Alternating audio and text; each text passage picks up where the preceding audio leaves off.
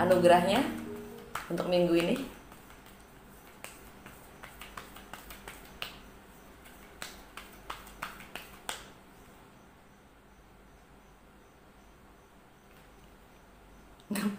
The moon in Cancer ya kan. New moon in Cancer.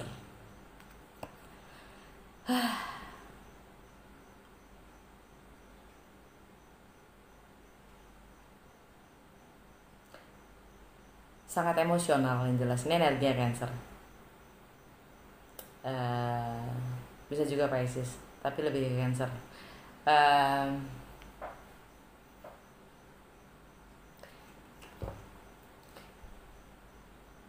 Bulan ya, energi bulan itu pertama sangat emosional, kedua dia misterius ya, nggak jelas, unknown, dan dia refleksi ya, reflektif dari apapun yang kita terangin gitu loh. Dan ini juga bisa tentang secrets, rahasia.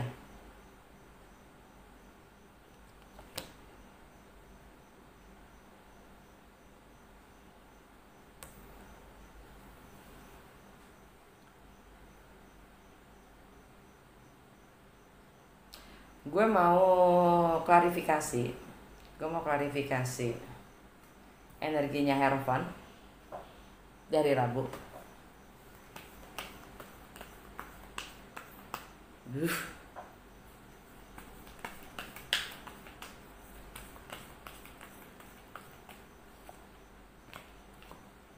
The Magician, Eight of Wands, Five of Swords. Wow.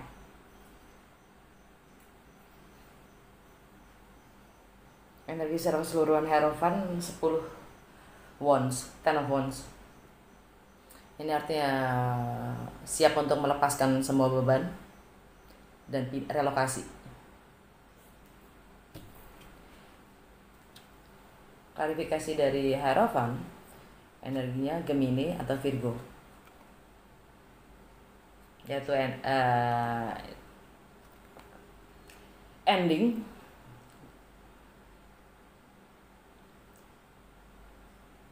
karena Gemini ada di rumah ke-12. Ini jadi kalau dari Gemini ini ya tentang ending atau closure, karma ya, healing, dan energi Taurus ini tadi Uranus tadi ya, Uranus dan Taurus tadi ya kan. Dan Magician sebagai manifestor, gua gitu kan, energinya gini, gua mampu mengakhiri ini gitu, dan mengkomunikasikan travel ya, tentang ending ini, tentang closure ini, dan akhirnya action, konflik, cut it off. Hari ini dalam Cin. Oke. Energi dalam minggu ini belum tentu kejadian hari ini, bisa juga besok, dan setiap orang berbeda. Gua mau klarifikasi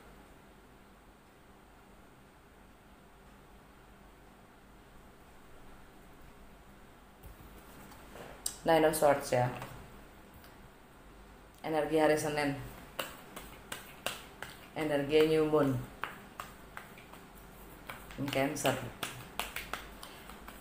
tanggal 20.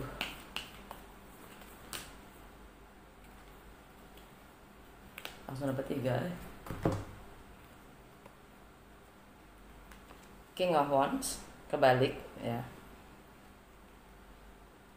Nine of Wands kebalik, satu-satunya yang nongol dari tegak, the devil.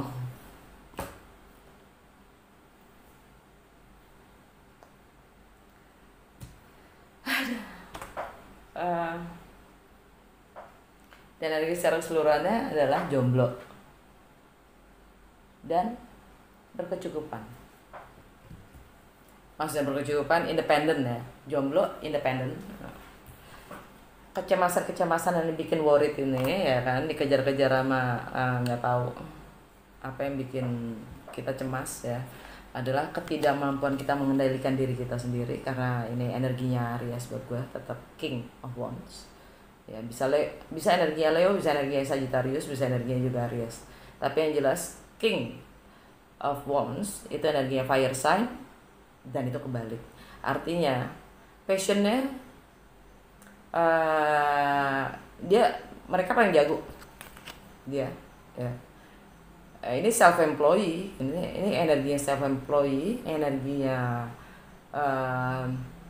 leader ya. Kebalik gini ya, dia tidak mampu mengontrol atau mengendalikan dirinya sendiri.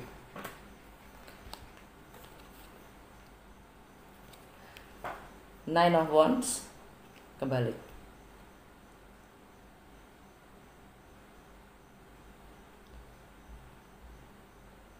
Karena di hari Rebo energinya kan udah Ten of Wands ya. Wajar aja kalau ini Nine of Wands udah kebalik. Dia udah nggak mau, energinya adalah kita udah nggak mau bertahan lagi. Kita udah lepaskan. Apapun itu bebannya, apapun itu limitasinya, apapun gitu. Tapi kita masih tergantung ya. Ini the devil ini adalah bisa rasa takut ya, ketakutan kita, kecemasan kita,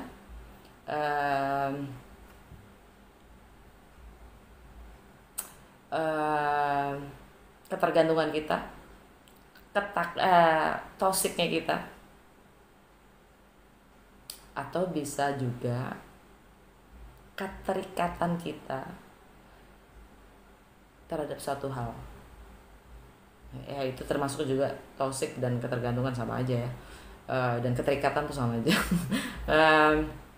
Atau ini maksudnya passion gitu, passion yang kuat banget gitu, bahkan secara seks gitu, gairahnya gitu loh, yang nggak bisa, itu masih aja di situ gitu maksudnya. Walaupun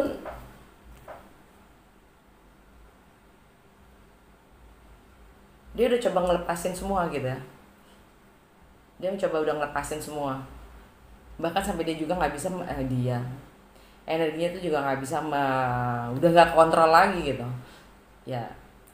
Karena nggak kontrolnya itu makanya ada the devil di situ. Makanya ada ini ketakutan kita ini, gue ngeliatnya lebih ketakutan ya. Ketakutan atau cemas kalau gue salah, atau guilty ya. Guilty itu merasa bersalah ya, merasa bersalah.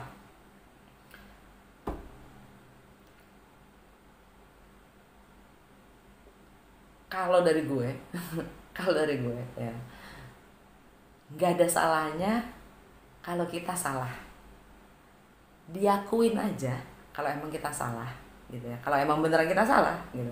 Bahkan kadang-kadang keseringan kita salah, kita nggak sadar gitu. Jadi begitu kita sadar itu kayaknya dalam banget gitu, padahal ya biasa aja gitu. Kenapa sih takut gitu? Kalau udah salah ya udah gitu. Kenapa sih udah takutin lagi? Kenapa sih takut merasa bersalah gitu? Takut merasa bersalah, takut memang udah bersalah gitu. Kenapa, udah kejadian kok gitu kan? Kalau gue sih ya udah gitu. Kalaupun orang itu siapapun itu gitu ya, sekitar kita nggak bisa terima ya kan kalau kita salah, artinya kita yang jauhin dia gitu. Jadi kita nggak perlu ngecilin diri untuk menjadi siapapun kita gitu. Nggak perlu.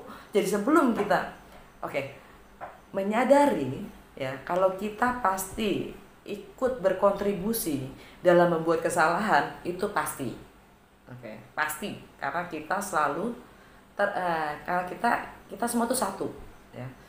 Apapun yang kita lakukan itu pasti akan berdampak ke orang-orang sekitar kita, ya. Dan kalau kita bahkan kalau ada orang salah sama kita pun ikut berkontribusi gitu, karena kita membiarkan hal itu terjadi pada kita gitu. Jadi kesalahan itu adalah milik kita bersama, bukan salah satu dua orang, satu pihak dua pihak, satu pihak aja gitu. Enggak, kita semua ikut berkontribusi. Society itu adalah kita gitu loh, ya kan. Jadi ngapain kita takut salah gitu, dan menyadari kalau kita salah, oke, keren gitu. Tapi nggak perlu juga kita merasa kecil kalau kita salah. Nah, kalau ada sekitar kita yang mengecilkan kita karena kita salah, mendingan jauh-jauh dari itu orang gitu, karena dia toksik. Karena dia nggak baik buat perkembangan kita gitu. Karena hanya mereka yang bisa mengerti dan belajar dari kesalahan. Kalau kalian selalu hidup di dalam zona aman, nggak pernah salah, artinya kalian belum pernah hidup. Kalian nggak pernah belajar, karena kalian nggak pernah dapat pelajaran, ya kan? Karena kalian nggak pernah dapat lesson, ya kan? Karena takut sakit, karena takut. The devil. Takut mencoba, takut ini, takut itu, takut ini, takut itu.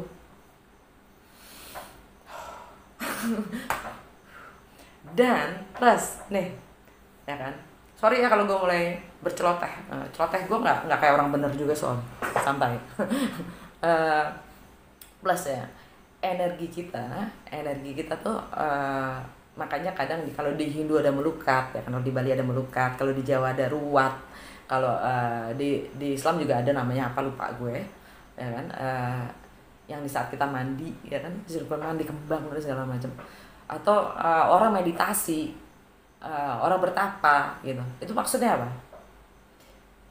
Untuk mengembalikan energi kita seutuhnya ke kita. Karena kita dengan bersosialisasi, ya. Dengan kita bersosialisasi dan kita membentuk ikatan memori dengan segala sesuatu. Ini finansial loh nih. Tadi kita ini di energi finansial kan. Ya, ini di finansial. Apapun energi kita yang mengikat, ya, itu kita membagi-bagi energi kita. Boro-boro sama barang, ya kan? Sama orang pun juga begitu. Nah, dan untuk bisa mengenali lagi apa yang kita mau, kita rasa benar-benar emang kita yang energi itu kadang-kadang memang meditasi itu perlu. Kembali ke hening itu perlu, untuk mendengar lagi, mengumpulkan energi kita, supaya apa yang kita tarik, apa yang kita sebarkan itu, frekuensi dan energi kita ke semesta itu benar-benar otentik dengan kita. Energinya si Uranus, ya kan. Uranus itu tentang authentic self, tentang keunikan diri kita yang membedakan kita dari semuanya gitu. Siapa yang emang bisa appreciate diri gua yang unik ini seperti ini gitu kan. Bahkan untuk mencari true love aja gitu, kalau kita tidak bisa mendengar menjadi diri kita sendiri, ya, kita akan terus menarik apa yang kita rasa kita kurang. Dan kita selalu memasang harapan itu kepada orang lain yang datang ke kita, dan kita akan selalu merasa terkontrol dan dikondisikan oleh mereka yang memberi. Jadi kita selalu merasa kurang, padahal kita dilahirkan utuh, cukup. Seperti energinya si magician. Ini masalah pikiran kita yang kemudian hati kita itu, di saat kita mengenal hati kita, hati itu jadi kompas kita. Artinya banyak option. Karena apa? Karena kita nggak tahu maunya kita apa.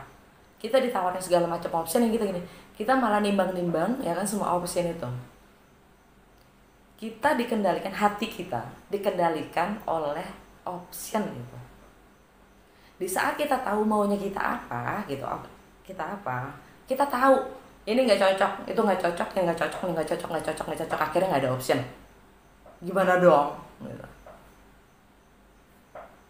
Ya gue nggak apa-apa sendiri daripada gue harus berkompromi dengan segala hal yang emang nggak sesuai dengan gue.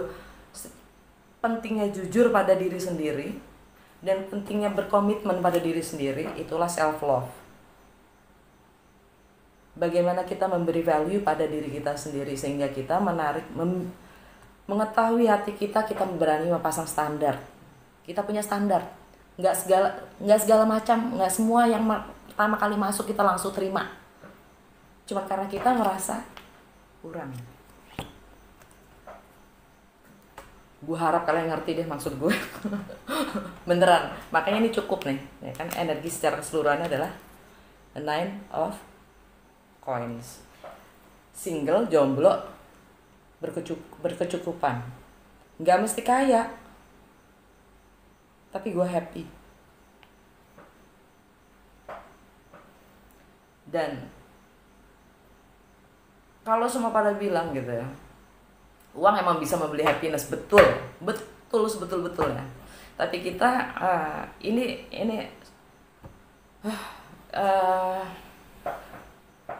udah lama juga gue ngomongnya. Tapi ini juga apa sih namanya, idealnya ya, idealisme zaman industri dari kapitalis Amerika ya, dari zaman tahun sesudah perang bisa terlihat dari iklan-iklannya mereka ya, iklan-iklannya Amerika tuh yang namanya, ini gue kalau buat gue nih ya, image ini sama kayak biskuit Kongguan, kurang lebih gitu deh. Kalau kita tuh hidup cuma untuk beranak, ngidupin anak, terus udah lo mati aja gitu. Gila. Buat gue itu udah lawas ya. Kepercayaan itu udah lawas. Kita masing-masing punya keunikan ya. Punya gift, punya talent yang bisa kita sebarkan, kembangkan untuk kebaikan, keberuntungan sesama, bahkan planet.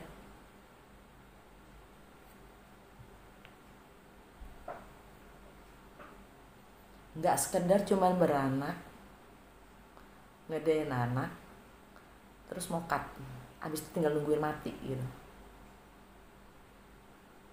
Makanya namanya di hidup itu kita selalu belajar. Ada kok kakek-kakek, nenek-nenek yang masih apa namanya, gue sering tuh, gue kan suka ikut online kursus ya, free online kursus gitu ya.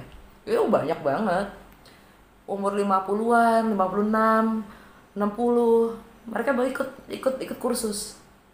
Kenapa? Mereka juga ingin kontribusi buat lingkungannya, mereka ingin kontribusi buat sesamanya, karena membuat mereka merasa lebih berarti gitu loh. Secara spiritual mereka terpenuhi. Gak harus kekayaan. Mereka yang kaya, bahkan banyak yang gak happy. Kenapa? Karena mereka gak tahu menchannelkan duitnya kemana. Coba mereka tahu, seperti Elon Musk, siapa lagi, Mark, siapa lagi, gue nggak mau ngomong Bill Gates lah, daripada ntar lanjut ke konspirasi teori ya kan. Dan intinya ya, apapun dreams kita, misi kita, buat itu menjadi rencana, dan itu akhirnya menjadi legacy kita, tujuan hidup kita. Dan itu cuma bisa kita capai kalau kita tahu hati kita di mana, apa yang bisa kita lakukan kita cintai gitu ya, kita cintai dan kita lakukan, kita be the best of me gitu, be the best of me that we can serve to others gitu. Jadi saat kita fokus pada diri kita menjadi versi terbaik dari kita, sehingga kita pun bisa memberikan terbaik kepada sekitar kita. Dan selama ini hati kita dijajah sama pikiran kita yang harusnya gini, harusnya gitu, harusnya gini, harusnya gitu, nggak boleh gitu, nggak boleh gini, nggak boleh gitu. Tradisi.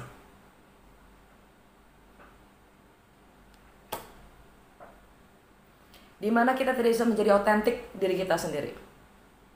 Di sana kita dipaksa untuk tidak bisa jujur karena apa? Karena kita dipaksa melakukan suatu hal yang bukan kita. Disitulah Uranus. Ya nggak? Oke. Udahlah, gue celotehnya udah kebanyakan. Dan buat gue, semoga gue beneran bisa ngebuka sampai ke daerah kalau mungkin ya gitu. Karena melalui bisnis travel gue pun ini yang memang akan gue sampein. Dan dengan cara berbisnis, kalau kita semua mampu untuk berbuat apapun yang kita suka dan mengembangkan diri kita dan menjadi lebih berguna. Oke. Tidak perlu terkendalikan oleh situasi. Dan gue melalui ini YouTube melalui ini ya tarot ini, gue juga berharap kita bisa bertukar pikiran dan sama-sama belajar lagi untuk membuka persepsi kita ya. Dan mengembangkan diri kita gitu dengan wawasan dan keterampilan yang lebih luas gitu. Oke? Cukup celoteh gue, ceramah gue. Semoga kalian juga terpicu untuk kembali menanyakan hal-hal yang kalian takutin, hal-hal yang membatasi kalian, hal-hal yang membuat kalian tidak berani berbuat. That's the devil. Dan setan itu bentuknya macam-macam loh. Dia bisa berbentuk juga seperti saint, seperti malaikat. Bentuknya bisa baik, ya kan? Karena apa? Memberikan selalu apa yang kamu butuhkan, apa yang kamu mau, ya kan? Jadi kamu nggak usah berkembang di situ-situ aja. Oke. Apa yang selalu menahan kamu untuk terus berkembang? Biasanya itu karena kita nyaman. Setan itu selalu membuat kita nyaman, merasa nyaman. Jadi malas berubah, malas memperluas, jadinya malas.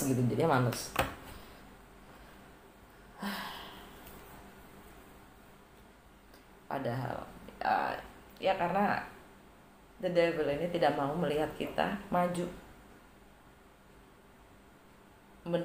menjadikan kita lebih berfungsi.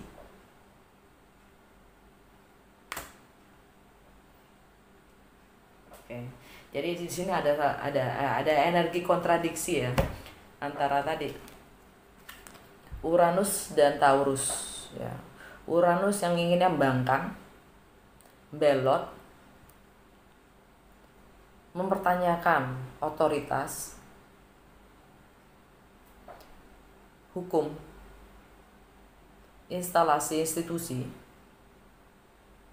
peraturan-peraturan, apakah sesuai dengan apa yang gue harus jalanin dengan hidup gue. Karena buat gue ya, hukum, peraturan, apapun itu, peraturan itu dibuat untuk mereka yang tidak bisa diatur. Oke. Jadi saat kita memahami peraturan, kita tahu bagaimana bermain aturannya. Jadi peraturan itu untuk dipahami, dipelajari, oke, supaya kita tahu cara mainnya. Bukan mengikuti dengan buta, bukan.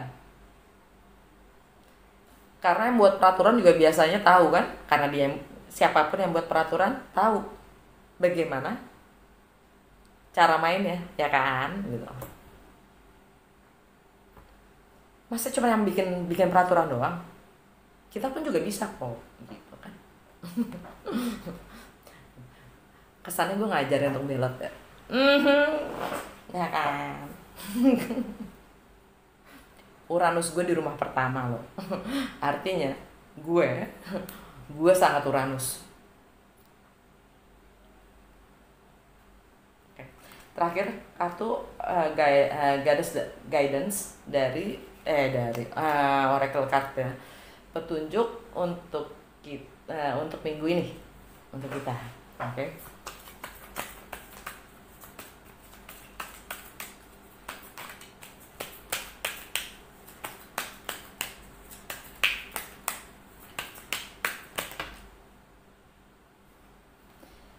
Dapat 2. Unconditional love, Mary Magdalene.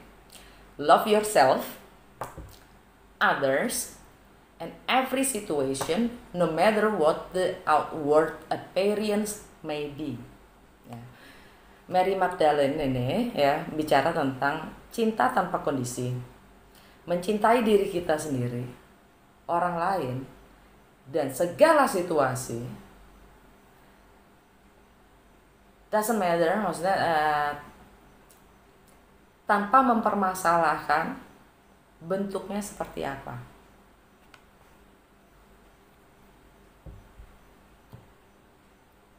Gue tadi bilang kan, setan pun bentuknya bisa jadi malaikat.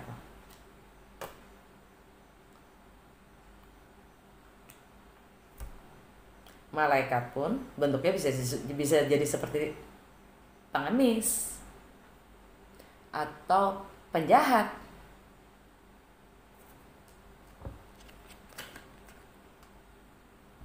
Cinta tanpa kondisi. Bagaimana kita membuka persepsi kita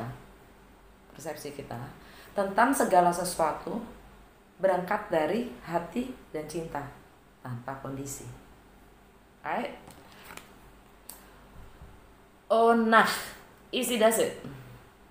There is no need to hurry or force things to happen. Everything is occurring in perfect timing. Tidak perlu keburu-buru atau memaksakan segala sesuatunya untuk terjadi. Karena segalanya akan terjadi dalam waktu yang tepat. Gampang kan?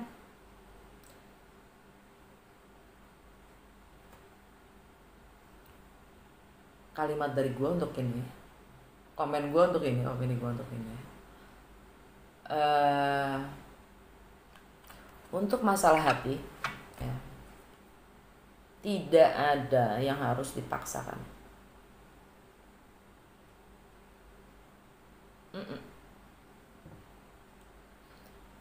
Karena hanya pengertian dan pemahaman yang bisa membuat hati itu tergerak. Dan pemahaman atau pengertian itu selalu ada prosesnya. Makanya proses itulah yang kemudian dinamakan dengan waktu. Oke? Tidak perlu dipaksakan. Hanya saja kita butuh memfokuskan